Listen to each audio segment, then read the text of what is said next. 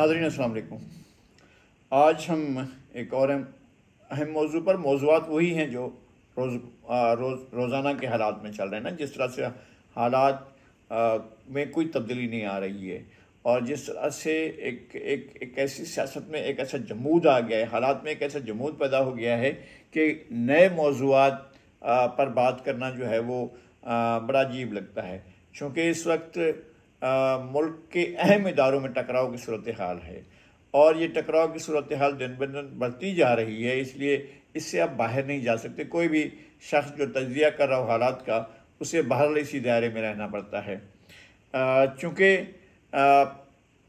मुल्क में हम पहले से इस मौक़िफ़ के हामी नहीं, बल्कि हम इसको पुरज़ोर हिमायत करते हैं कि मुल्क का सबसे मुक़्तदर, सबसे बालातर, सबसे आला तरीन इदारा जो है वो पार्लियामेंट है और पार्लियामेंट जो है वो तश्कील करता है दीगर इदारों की, यानी एग्जीक्यूटिव ब्रांच बहरास्त जो है वो पार्लियामेंट से आती है और अदलिया की तश्कील आइन के तहत पार्लियामेंट ही तरीक़ाकार तय करती है कि किस इदारे को क्या फंक्शन करना चाहिए। इवन अदलिया के बारे में भी कोई भी कानून बनाना हो तो ये पार्लियामेंट का अख्तियार है। पार्लियामेंट के अख्तियार को कोई अनडू नहीं कर सकता है, कोई इदारा, ना एग्जीक्यूटिव अनडू कर सकता है और ना ही अदलिया अनडू कर सकती है। उनका आइन के दायरे में और इवन आइन में भी अगर तरमीम की ज़रूरत पड़े और कोई जस्टिफिकेशन मौजूद हो तो ऐसा नहीं है कि पार्लियामेंट आइन में तरमीम नहीं कर सकता, पार्लियामेंट आइन में तरमीम भी कर सकती है।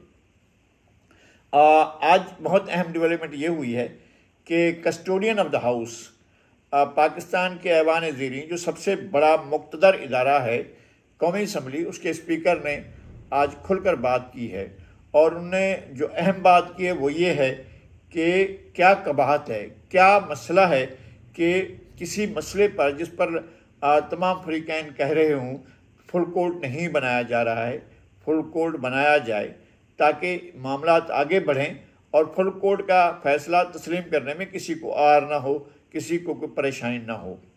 तो एक तो ये बात की है। दूसरा उन्होंने ये कहा है कि अगर कोई आपके इदारे में आ जाएगा, अगर कोई आपके डोमेन में आ जाएगा और वहाँ पर मनमानी करेगा तो फिर आपका क्या, उसका रद्दअमल क्या होगा। तो उन्होंने कहा है कि अगर कोई आप पर हमला कर रहा होगा तो फिर आपके हाथ में जो भी चीज़ होगी आप उसे बल्कि मारेंगे।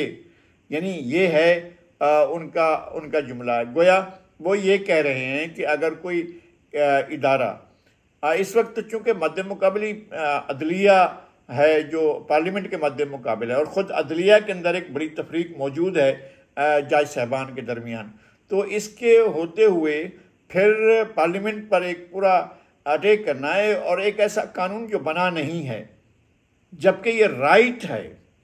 पार्लियामेंट का बुनियादी काम ही यही है कि वह कानून साजी करे और वो कानून साजी का मतलब ये है कि जो चीज़ें रेगुलेट नहीं हैं उनको रेगुलेट किया जाए।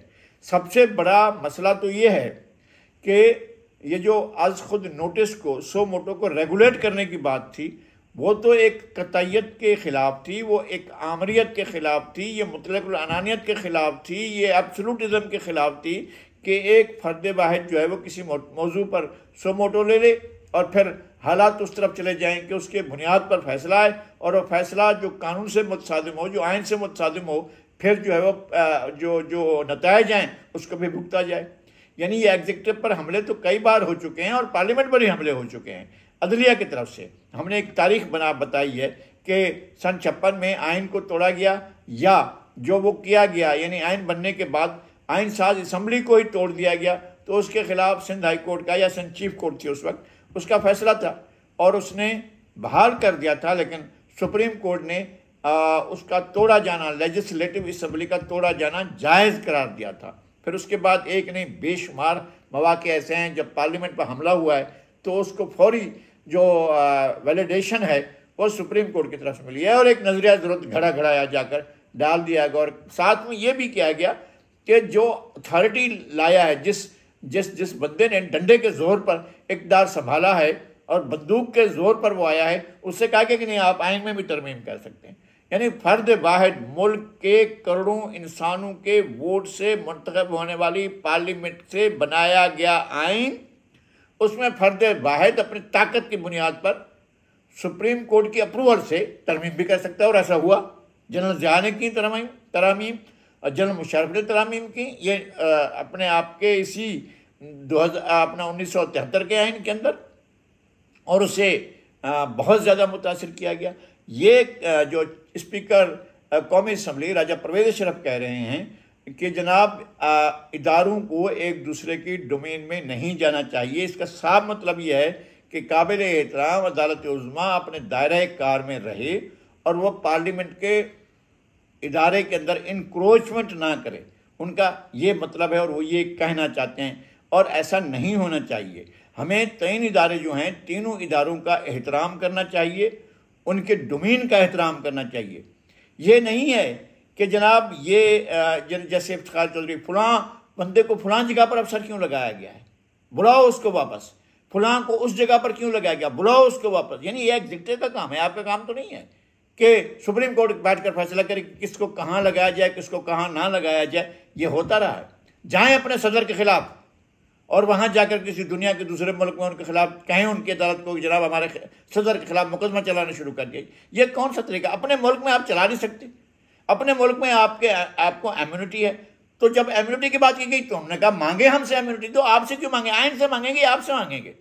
जब आइन सरीहन जो है इम्यूनिटी देता है प्रेसिडेंट को, गवर्नर को, कि उनके खिलाफ कोई केस नहीं चल सकता है किसी कोर्ट ऑफ लॉ में, जब आइन ने सरीहन ये कह दिया है, तो फिर आपसे कौन मांगेगा कोई क्या इम्यूनिटी दें? तो इम्यूनिटी क्या मतलब है? हम जाएंगे और जाकर कहेंगे जनाब हम इस पाकिस्तान को इस्लामी जमहूरिया आइन कह सकते हैं या नहीं कह सकते हैं, फिर आप मंजूरी देंगे, उसके बाद ही हम कह सकेंगे। जो आइन की जितनी भी शिकें हैं, क्या उन पर अमल दरामद के लिए हुकूमत को आपसे शिकवार मंजूरी लेनी पड़ेगी या उसकी ताबीर तशरीह करानी पड़ेगी? ताबीर और तशरीह का मतलब होता है कि अगर कोई चीज़ गुंजलक है, कोई चीज़ पेचीदा है, तो उसको जब लिखा हुआ है कि इम्यूनिटी, तो इम्यूनिटी है ना, इसमें कौन सी बात है? तो मेरे ख्याल में अब यही सूरत हाल है कि पार्लियामेंट की तरफ से राजा परवेज़ अशरफ ने जो बात की है, ये बात आगे भी चलेगी, ऐसा नहीं है। अगरचे पुराने जो चौकीदार हैं उसके जनरल हेडक्वार्टर के जो कहलाते थे हम गेट नंबर फलां के चौकीदार हैं, वो अब फिर तारीखें देने लगे हैं। शेख रशीद कह रहे हैं कि अब 15 जून तक जाकर पता चलेगा। यानी इलेक्शन की तारीख तो खैर जाहिर है वो दी गई है, मई की तारीख दी गई है। ये 15 जून तक हालात लेकर जा रहे हैं और ये कह रहे हैं कि तब पता चलेगा कि हालात कैसे रहते हैं, पुरअमन रहते हैं या जंगो जदल होता है। यानी ये कौन सी ज़ुबान है, कहाँ से बोली जा रही है, किस तरफ से आ रही है? और फिर ज़ल्मे खलीलदाद क्या कर रहा है? यानी होते कौन हो भाई आप? आपको अफगानिस्तान के मामलात को ठीक करने के लिए अमरीकी हुकूमत ने जिम्मेदारी दी थी। आप अफगान नजाद हो, अफगानी हो, और आपने वहाँ के हालात को तबाह किया, बर्बाद किया, और आपने अफगानिस्तान को खंडर बनाया। यहाँ आकर हमारी सियासी लीडरशिप के बारे में तुम कमेंट्स करोगे? ये कौन सी अखलाकियात है? किस मुल्क की अखलाकियात है कि ज़ुल्म खलीलजाद जो है वो पाकिस्तान की सियासी लीडरशिप के बारे में कमेंट करे? मेरे ख्याल में ये कोई अखलाकियात नहीं है।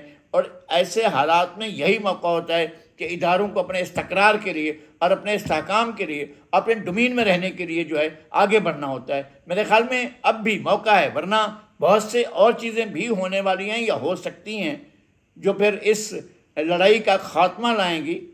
और अगर ये इस तरह से रहती है तो फिर कोई ना कोई रास्ता तो बहरहाल आपको खोलना पड़ेगा कि जिससे पता चले कि कौन इस इदारा जाती हम आहंगी में रुकावट बना हुआ है, उस रुकावट को दूर कर दिया जाए। फिर चीज़ें बिल्कुल ठीक हो जाएंगी और बराबर हो जाएंगी और स्मूथ पाकिस्तान चलने लग जाएगा। पहले जो पाकिस्तान की सफ़र है, पाकिस्तान का आगे बढ़ने का सफ़र जो है, उसकी राह में अगर कोई रुकावट है तो उस रुकावट को पार्लियामेंट दूर कर सकते हैं, एग्जीक्यूटिव दूर कर सकते हैं और अदलिया अस खुद भी दूर कर सकते हैं। हमें इन तमाम चीज़ों को देखना होगा। इस वक्त के लिए इतना ही, फिर हाजिर होंगे किसी नए मौजू के साथ।